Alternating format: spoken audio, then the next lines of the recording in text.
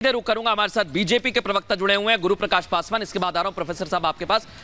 गुरु प्रकाश पासवान जी, वो कह रहे हैं कि आपको इंडिया से दिक्कत है, और इतनी दिक्कत है तो फिर आप कैसे बदलेंगे? मेक इन इंडिया में भी है, स्किल इंडिया में भी इंडिया है, क्या करेंगे आप फिर? मृदुल जी, आपका और पैनल में उपस्थित सभी साथियों को हमारा नमस्कार। देखिए, भारत शब्द में भ क्या है तो भ भाव है, र क्या है तो र राग है, और त क्या है तो ये ताल है।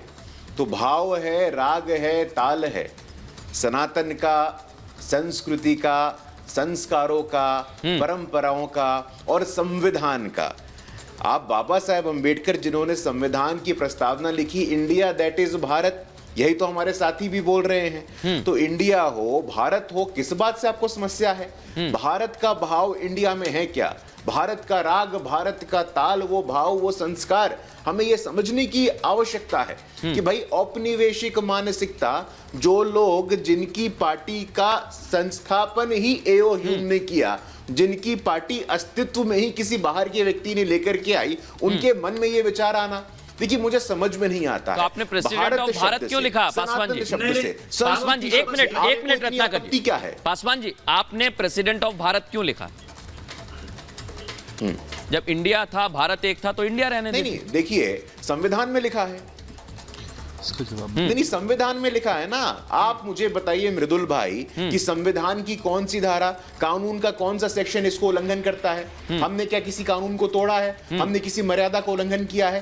President of Bharat. और देखिए, हमें तैयार रहना चाहिए। 75 वर्षों में जब हम अमृत काल में प्रवेश कर रहे हैं, पहली बार देश के इतिहास में आदिवासी की बेटी संविधान के सर्वोच्च स्थान पे पहुंची है। ऐसा भी पहले नहीं हुआ था। तो तैयार रहिए, नई इंडिया में 140 करोड़ भारतवासी तय करेंगे। ये एक परिवार और एक सामंती वर्ग तय नहीं करेगा, कोई तय नहीं करेगा। पासवान जी, मैं और हमारे साथ मेहमान जुड़े हुए हैं, एक एक करके सबके पास जाऊंगा, मैं सबको समय दूंगा, निश्चिंत रहिए। मैं स्टूडियो में एक बार आ रहा हूं। सत्यप्रकाश मिश्रा हमारे साथ जुड़े हुए हैं, जेडीयू के प्रवक्ता हैं।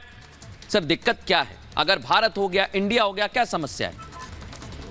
कोई दिक्कत नहीं है। दिक्कत तो प्रधानमंत्री और भारतीय जनता पार्टी को है। इंडिया शब्द से, जब से एक इंडिया अलायंस बना है, उनको रात में स्वप्न आते हैं डरावने से कि चुनाव हार जाएंगे। तो वो शब्दों के साथ अब खेल रहे हैं। वो थोड़ा इंडिया से अपने आप को दूरी दिखाने के लिए कुछ ऐसे शब्दों का भारत का प्रयोग करे। बहुत अच्छी बात है, जनगण मन अधिनायक जय हे भारत भाग्य विधाता है, और उसका प्रयोग करें, कहीं किसी को कोई दिक्कत नहीं है, कोई आपत्ति नहीं है। लेकिन जब आप देखें ध्यान से कि जैसे इंडिया शब्द आया तो कहने लगे कि मुजाहिदीन में भी इंडिया है, पॉपुलर फ्रंट में भी इंडिया है। इंडिया शब्द से दर्द भारतीय जनता पार्टी को होने लगा। ये सबूत उन लोगों ने खुद स्वयं दिया। अब आइए संविधान सभा की डिबेट पर। संविधान सभा ने इस दो शब्दों को लेकर लंबा विस्तृत बहस किया। डॉक्टर भीमराव अंबेडकर, केटी शाह, सेठ गोविंद दास, सब लोगों ने इस पे किया, और ये तय हुआ कि इंडिया दैट इज भारत, ये दोनों को एक समेकित संस्कृति वाला देश है जिसको रिप्रेजेंट करता है। और इंडिया शब्द भी जो है इसी देश की उत्पत्ति से निकला है। इंडस वैली सिविलाइजेशन के बगल एक राष्ट्र है, उसका नाम बाहर से इंडिया। यहाँ पर आपको नहीं, मैं यहाँ पर आपको इसलिए टोकना चाह रहा हूँ। सत्यप्रकाश जी, आप कंप्लीट करें, फिर मैं काउंटर करूंगा। हाँ, इसमें इंडिया शब्द और भारत दोनों एक समेकित संस्कृति को कन्याकुमारी से लेकर केरल तक, और ये आत्मसातीकरण इस दो शब्द का हुआ है। अब आप कोई चाहते हैं कि हम एक शब्द का इस्तेमाल अचानक से किया है। हाँ, ये तुरंत तो शुरुआत को ऐसी नहीं हुई। मैं एक फैक्ट यहाँ पर दर्शकों के सामने रखना चाहूंगा, उसके बाद मैं आपको पूरा मौका दूंगा, क्योंकि मुझे करेक्ट करना होगा ना जी।